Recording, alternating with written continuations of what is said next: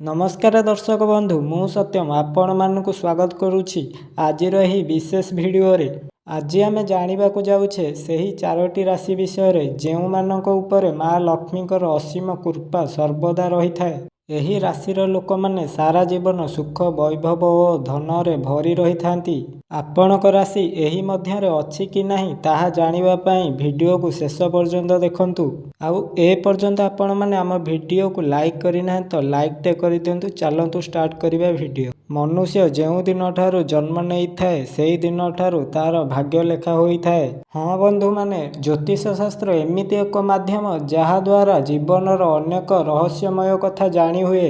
जेमिति कि मनीषर जन्म सह तार राशि जोड़ी होई रही थाए।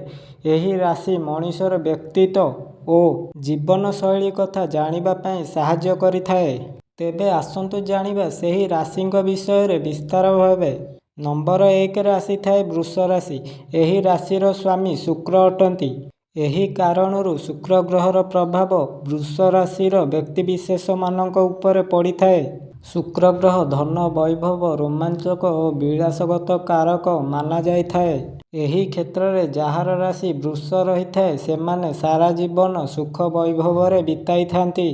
धनी हेबा पई एमाने धनर अभाव को नहीं चिंता करती नहीं, कारण एही राशिर व्यक्ति विशेष मानक उपरे माँ लक्ष्मीकर कृपा सदा सर्वदा रही थाए। 2 नंबर राशिटी हेउची कुंभ राशि। एही राशिर व्यक्ति विशेष मानक उपरे माँ लक्ष्मीकर कृपा रही थाए।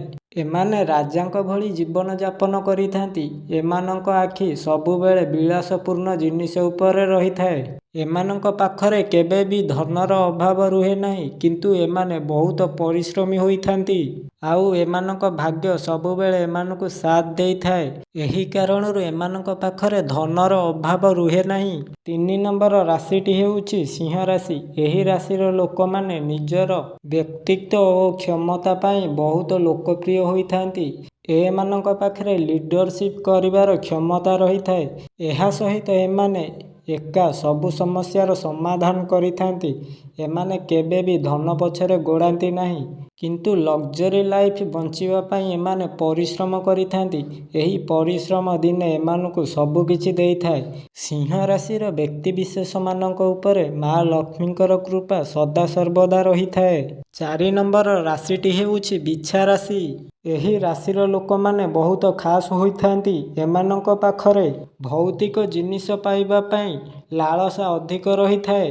जदि एमानकु कौनसी जिनिस पसंद आसी थाए ताहाकु पाइबा पई बहुत चेष्टा करि थांती। एहा सह अधिक धनी हेबा पई चेष्टा मध्य करि थांती।